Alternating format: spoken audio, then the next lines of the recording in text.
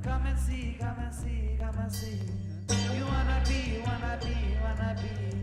You wanna be in the light. Come and see, come and see, come and see. Come and see, come and see, come and see. You wanna be, wanna be, wanna be. You wanna be the light. But don't you wanna be? But don't you wanna be the light?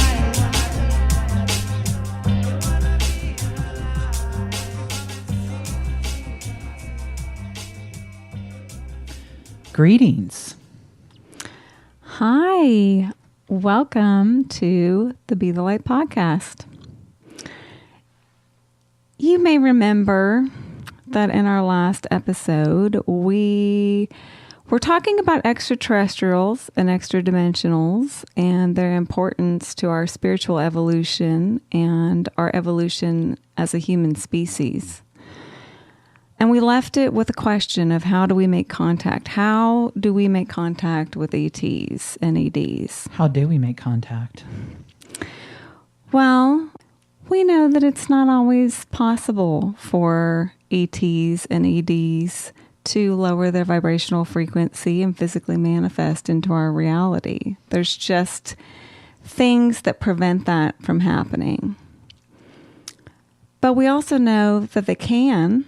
And they have, i.e. From our own personal UFO sightings and people who have experienced physical contact, physical interaction. Yes. So we're going to talk about how many, many years ago, when we began researching and gathering all of the information that we could about ET human interaction, because it's something that we've had experiences with, and it is something that's very exciting to us. It feels very positive and expansive and uplifting to us. And so we were really looking at a lot of different sources of information, a lot of accounts of experiences that people have had. And we were guided through a beautiful synchronicity to the Center for the Study of Extraterrestrial Intelligence, also known as CSETI.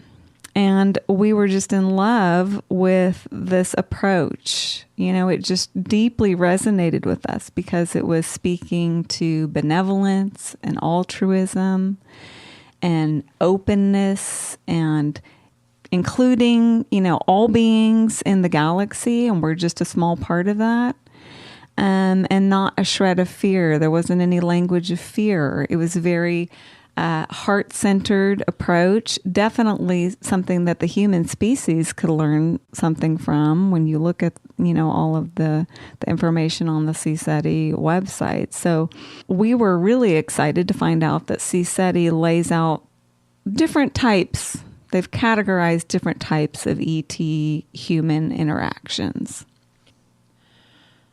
So CSETI, they took this scale that we're going to go into some detail about of what these things mean. Most people are familiar with the term close encounters of the third kind. Okay, so everybody be like thinking, well, there's got to be two more before third. And actually there's 5, and we're going to talk about those. But the gentleman, the scientist that created this scale, which is called the Hynek Scale, was created by Joseph Allen Hynek, who was an astrophysicist, an astronomer, and he was also a UFOologist that was brought in on these early United States Air Force projects, and he was really a debunker at the beginning of his career. But in 1972, he wrote a book, and in the book, he lays out the scale of up to that point. They were really just kind of stopping at the third type of close encounter that you could have with an extraterrestrial. So a close encounter of the first kind is a sighting of an extraterrestrial spacecraft within 500 feet. That's pretty close. 500 feet is not very far. And the reason why Hynek came to that conclusion, of course, is that you're not going to have a lot of indisputable eyewitness account of an object within 500 feet. Anything past that, the probability increases exponentially that you may be seeing something that is not what you think it's seeing. Now, I like to use movies as references in pretty much Who doesn't? everything. And so I think for this one, why wouldn't we use Close Encounters of the Third Kind? People I don't really think understand, or at least appreciate it to the level that I know we do, of the importance of it. Within the movie Close Encounters of the Third Kind, a CE1 event would be at the beginning where, Richard Dreyfuss is in his truck and that ship comes right by him. It's like within 50 feet. Okay. Not 500 feet, 50 feet. It's right by him. So you're seeing something so close, which could also be an orb, We can have these various things. So close that you could describe features. You could describe the shape, the color, windows, no windows, panels, lights. Details that you could not see Right. when the object would be further away. So a close encounter of the second kind involves trace evidence of a landing or a radar lock-on. Now, we hear about military and pilot accounts of things coming across the radar, picking things, unusual things that appear and disappear, Right. on their radars, air traffic controllers. Well, once again, in that movie, they had that awesome moment at the beginning of the film where you've got the air traffic controller who's communicating with 3 different pilots who are all seeing an object that they don't know what it is. And it's shown up on the radar. The traffic controller can see it. And at the end of the big drama of it coming so close to these 3 planes, and all of the air traffic controllers are gathered around the screen, and when the event is finally over, because the bells and whistles of a near collision alarm system is going off inside air traffic control, so there's your radar lock on. There's you've got all kinds of different parties that are experiencing this between the 3 different pilots and all the air traffic controllers that are watching it go down. And then you get the question of, do you want to report? Do you want to make it official? And they're all like, no, hell no. I don't even know what to report. So that... And I'd like to keep my job. And I want to keep my job. There's that aspect. Well, we know from all kinds of different aspects within what we would term disclosure, as these military officials, pilots, people that worked in air traffic control, these people coming forward, they're all validating basically a Close Encounters of the Second Kind event by saying, I saw this, or I worked here and it was locked on, or I was in my aircraft and it locked on. So that means that we've got a piece of equipment that we're using that is validating the existence of an object that we cannot identify. Right. So you're taking out the room for human error. It's really an evidentiary right. component within the CE categories, right? It's Right. like trace evidence would also be like if you're out in a field. Oh, sure. And there's a landing and the grass is all, Let's not bring crop circles into this right now because that's not what we're talking about. That's not this. But a lot of people might think that, but that's not this. But maybe there is evidence on the ground of something being there that is indisputable, that there was an object that created that. So once again, it's evidentiary. A close encounter of the third kind is a sighting of a life form, usually in association with a spacecraft. So Right. you're seeing the craft and a being. Right. Which, just to keep going with the flow of the movie reference here, in Close Encounters of the Third Kind, that would be at the moment that the ship has landed, the door is opening up, and the ETs are walking out of the ship. That technically is what a Close Encounters of the Third Kind event is. It is the visual observation of extraterrestrial intelligent life. Now, I would like to say that we're so programmed to believe that everything needs to look kind of humanoid, but the reality of it all is there's an infinite number of physical manifested forms that extraterrestrial life can take. And it's pretty presumptuous of us as humans to thinking that we're the only type form in the universe. And that's just not the case, you know? Okay, a close encounter of the fourth kind. So we're moving past Hynek's original 3 types. And they've added a few more. So a close encounter of the fourth kind involves interaction with extraterrestrial beings, usually aboard a spacecraft. Right.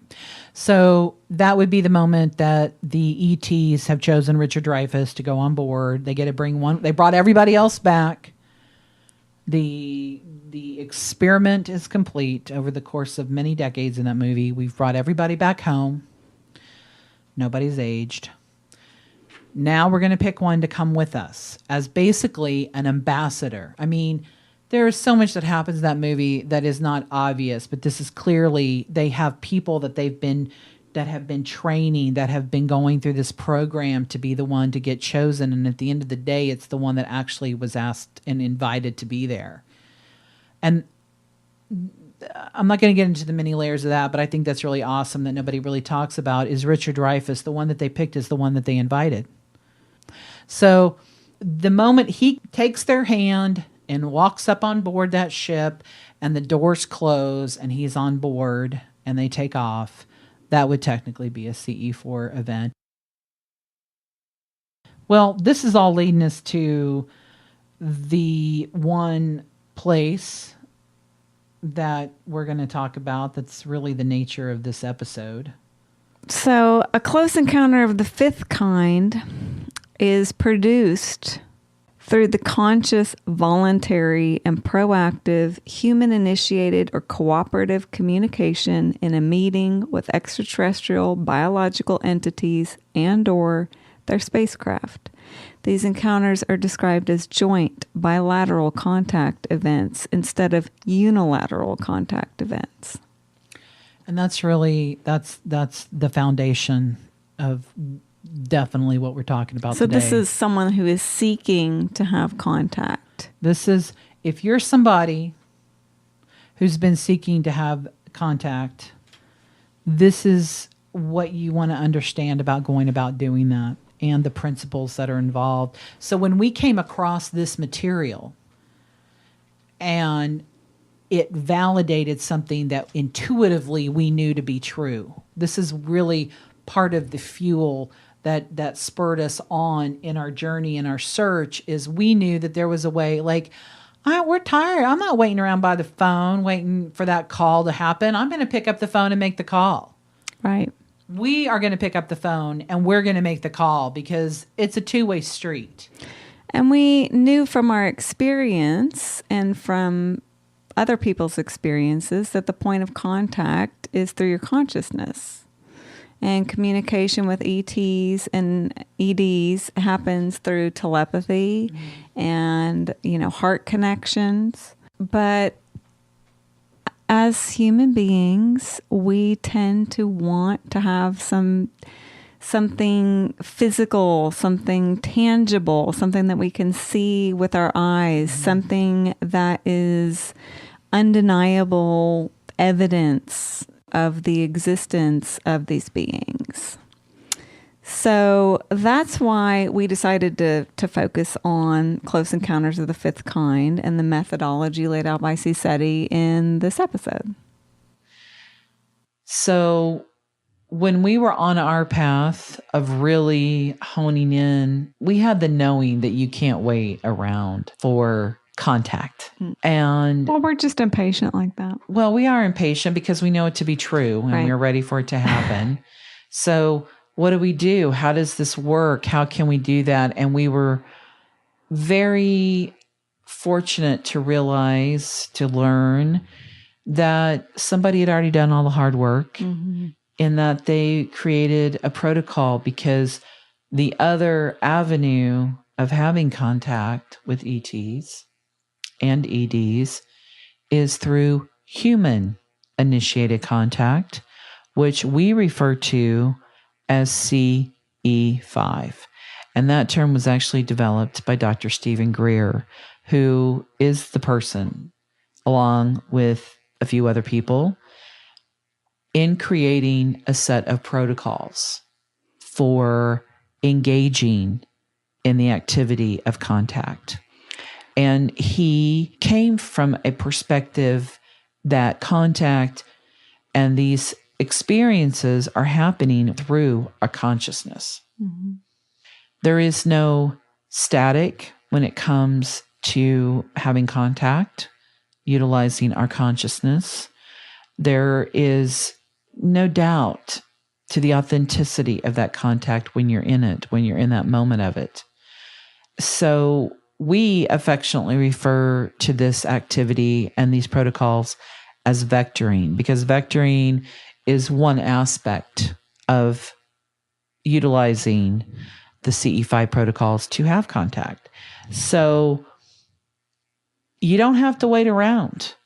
There's actually a set of instructions that you get to employ that you can do in your bedroom, in your backyard. You can do it when you're alone. There is power in numbers, so you can do this as a group. When we first started doing this work, it was just the two of us. We didn't have anybody else. In fact, when we got on the CE-5, and Dr. Greer, he has a number of websites.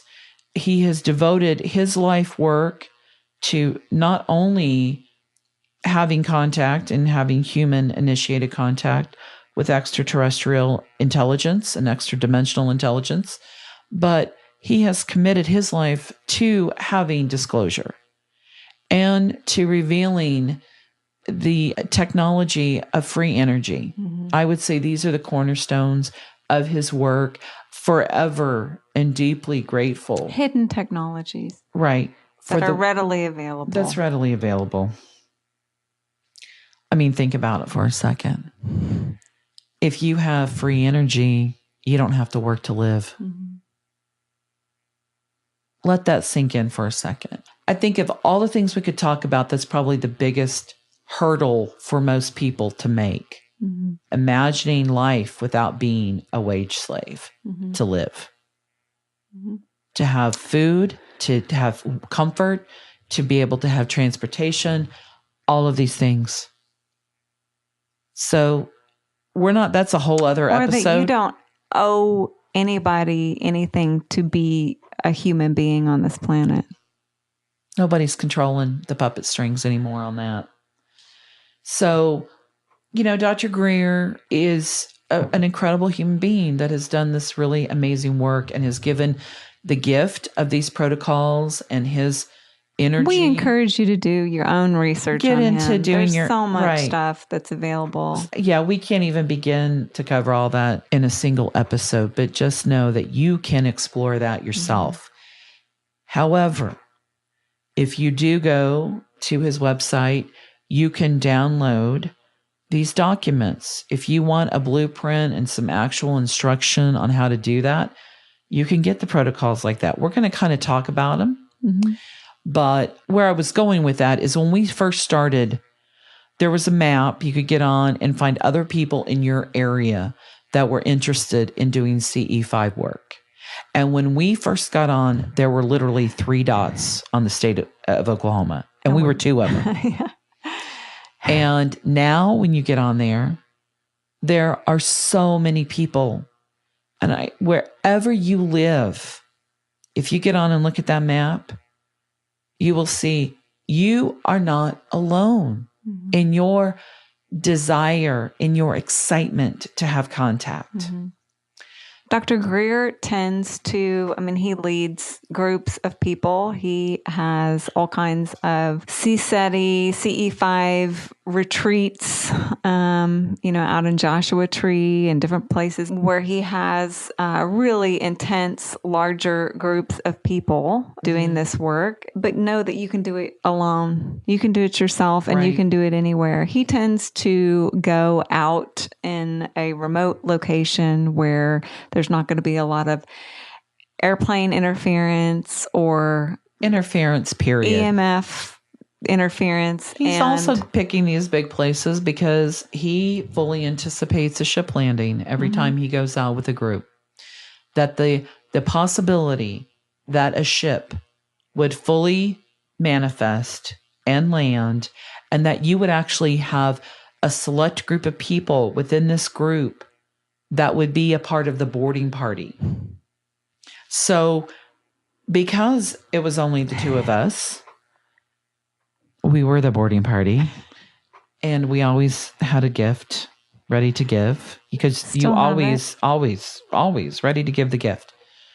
But essentially, for anybody who knows technically what that term vectoring is, that is identifying a location, right? So when you're getting into the set and setting of vectoring, what you're really going to be doing is getting into a deep meditative state. You are going to do a process that Dr. Greer refers to as coherent thought sequencing. And by visualizing your location, you can start by viewing yourself like floating above where you are and going further and further out as if you're looking down like on a Google satellite map.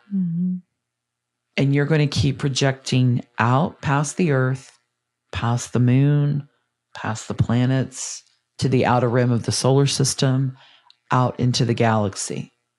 And then you're going to visualize yourself coming back in. So you're telescoping out and you're coming back down. You really do want to read through the protocols of Dr. Greer so that you have it within your mindset.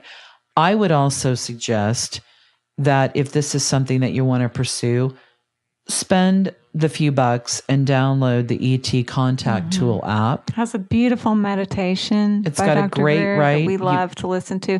It's got some great tools on it. I'd like to say also that your intention is everything. It is everything. And we say that all the time because every it's episode, true. And it is true. Your intention is everything. And you cannot even begin to start this process without having an open heart full of love and gratitude for all beings. Right. With no expectation. Or you will not have success. You will not have the success that you hope to have. And if you have a shred of fear, that is going to have an impact on your endeavors. Dr. Greer, to go along with his group, if you want to pay the money and go along for that Dr. Greer-led expedition, you are going to go through a vetting process that is like the most insane level of security clearance process you could go through.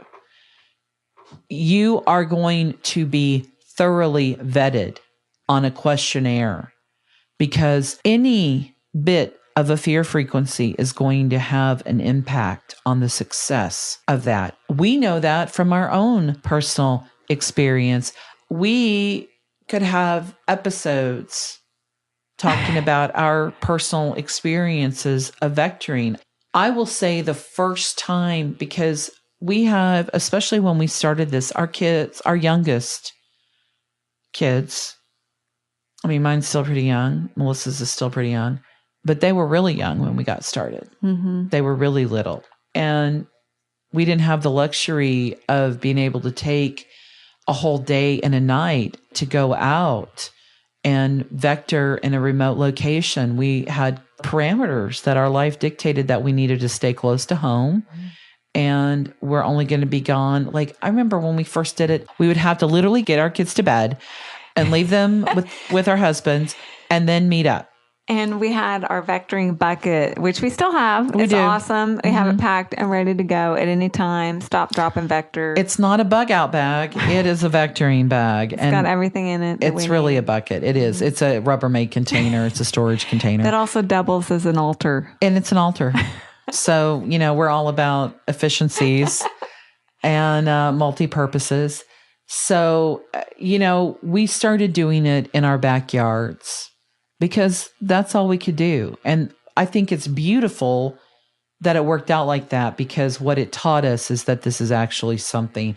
It can feel like, oh, I've got to have a group of 20 people and I have to go to a national park somewhere where I have access to these remote locations. You do not, because we realized that if we were going to wait for that set and setting, it we'd would be never waiting happen for forever. Right. And we are impatient because we want instant manifestation. And so we have never been out vectoring where we have not had successful contact. Every single personal expedition that we've gone on, we have had contact. This is years and years. Years and years, multiple times, in all locations, in different states. All over the United States. We did start venturing out to places in the country around, like in our local area. We have gone through the process of inviting others into doing it. Every time there has been contact, even with people that had fears that we realized in the moment. And trust us on this. Extraterrestrial beings, extra-dimensional beings, benevolent extra-dimensional beings, they are going to have an awareness of your limitations, and they'll back off, and it's not going to go any further if you're not ready.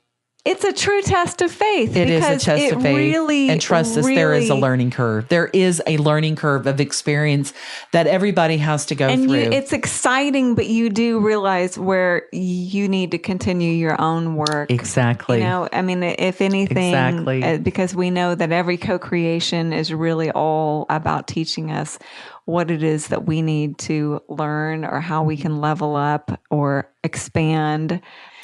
So when we would get started, we would start by we would do a guided meditation on the ET contact tool. Dr. Greer provides these awesome sounds that were recorded in these crop circles. And we like to use that almost as a call of an invocation. And we'll play that, and then we follow his guided meditation. You're being guided. And connecting with the consciousness, the you of you first. Right. If anyone has any difficulty, meditating, this is more of like a visualization or a visual tool for you to really get in touch with your consciousness as separate from your physical being. Right. And he has a very soothing, gentle voice. It's a beautiful meditation. And so we would do that. We also eventually began to incorporate some sound tools, singing bowls, our chimes, our tuning forks. We would incorporate these elements in the beginning, and crystals, we really minerals. Always bringing our stones and our crystals. That goes without saying. We would consecrate the space. We would smudge everything off. We would have our cedar or our Palo Santo. We would have our quartz that we had programmed for contact. This is something that you want to ritualize and make it your own in whatever way that you feel guided to do that. But you want to have the solemn, sacred reverence to this work. You are an ambassador of Earth in this endeavor. Treat it as such with that degree of weight and importance to it. This is not something that you want to have a party atmosphere about. You don't necessarily want to approach this work with a chemically altered state of consciousness necessarily. That's just my personal opinion on that.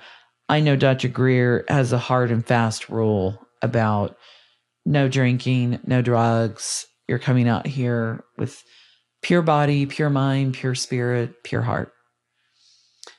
Whether you're trying to make ET contact or not, if you're coming with an open heart and an open mind and an open soul that is wanting to connect with another dimensional being, you're open to connecting with anything, whether it's animal spirits, nature spirits, the trees themselves. When you're going out, you really just cannot have any expectations of what is going to happen. You may be seeking an extraterrestrial contact experience and not notice that the trees are talking to you. The trees are communicating with you. The trees are literally communicating with you, or there are other extra dimensional beings that you cannot physically see with your eyes. So this is another reason why we affectionately call it vectoring, because we're giving our location.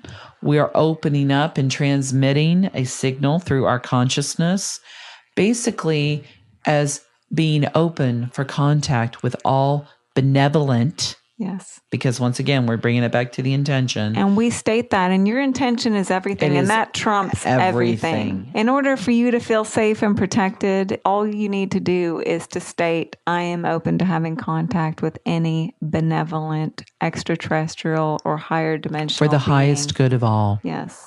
And for that's the what's going to highest happen. good of all. And that's what you're going to get. So there are all of these considerations that you do go through. Set and setting, as with all things, is everything. The set and setting of your internal intention and where you are on your path. The set and setting of the physical space that you're in. All of these things come together.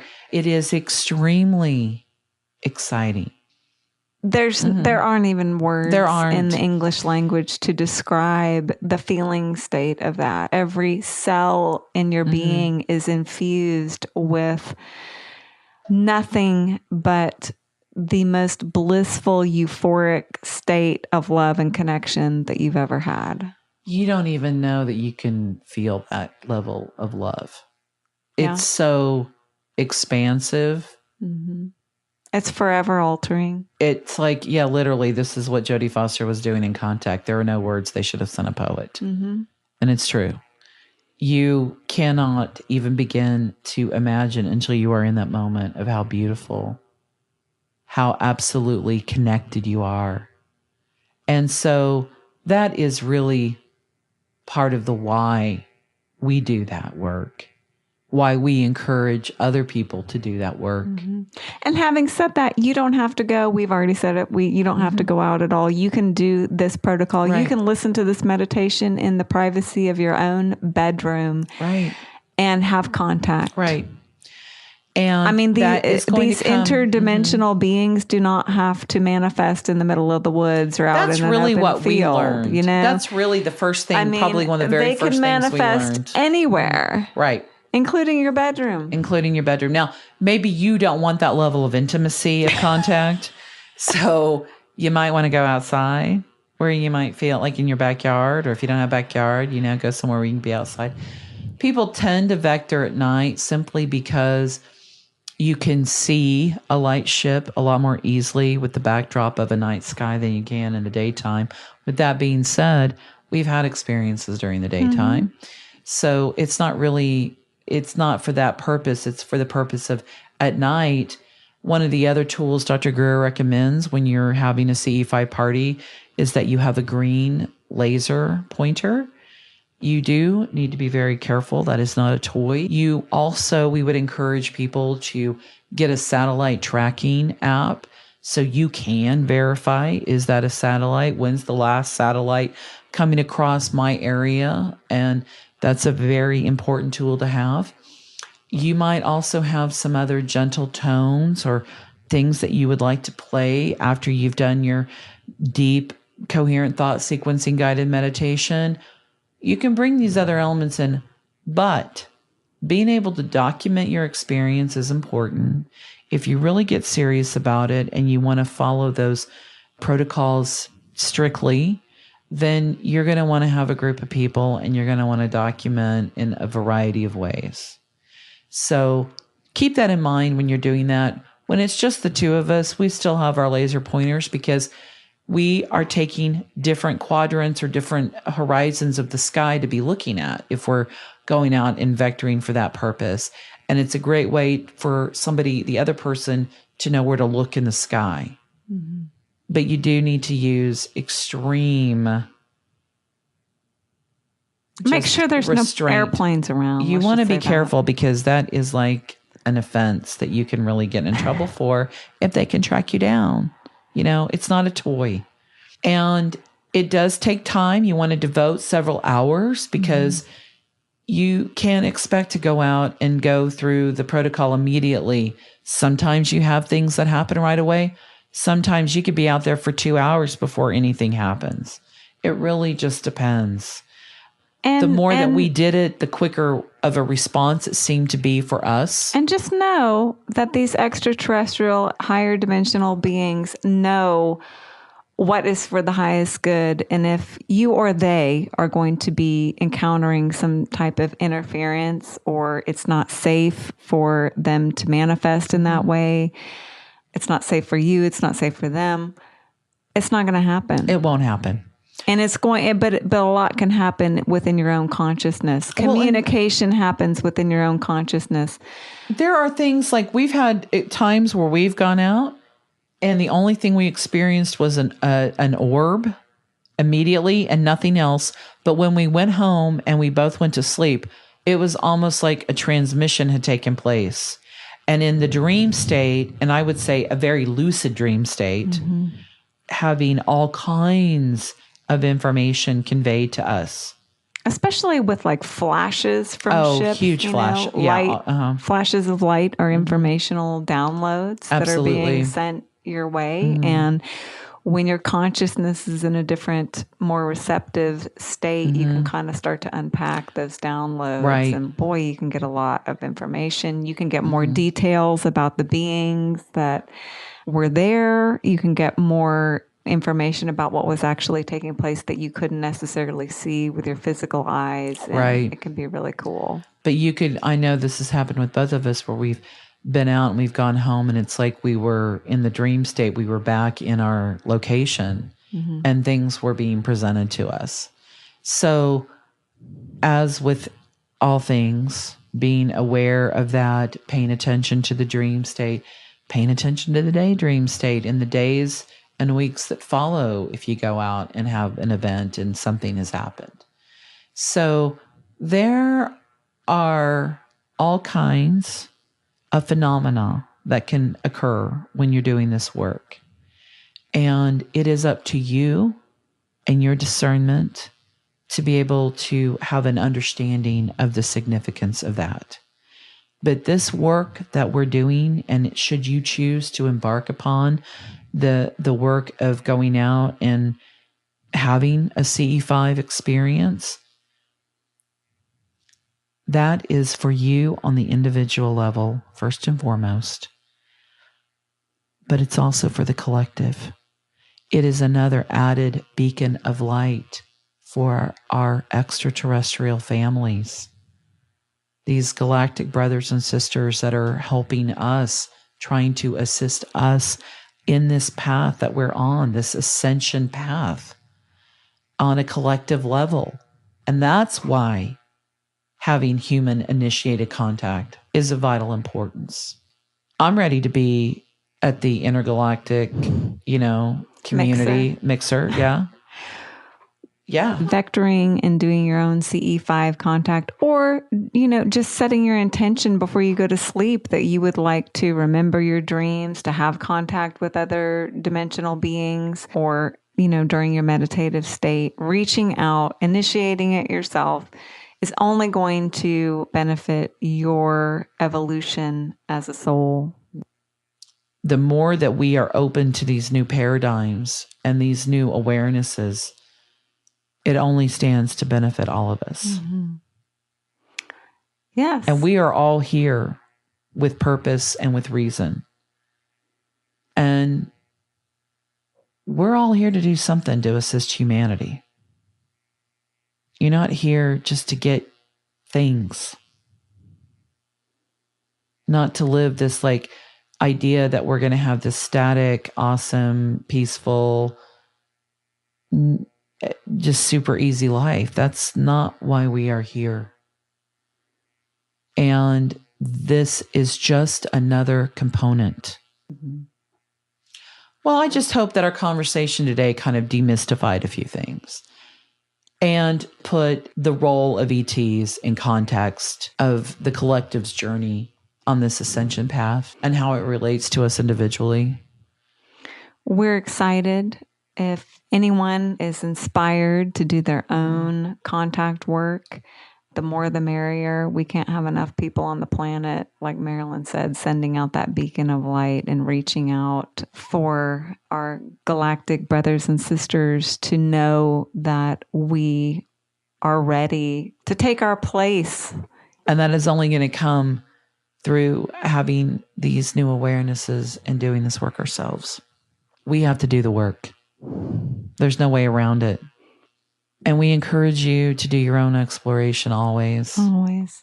And to do what you are guided to do by your excitements, because that's not going to lead you astray. We'll put all the resources in the show notes. And thanks for listening today. And thanks for being a part of our lives and for letting us follow our highest excitements by exploring these things with you. And we love you. Unconditionally, in your totality. Be the Light podcast was produced by Teal Hobson Lowther. Our incredible, amazing theme music was created by Frequency Jones. Visit our website, BeTheLightRocks.com. Stay woke, y'all. But don't you wanna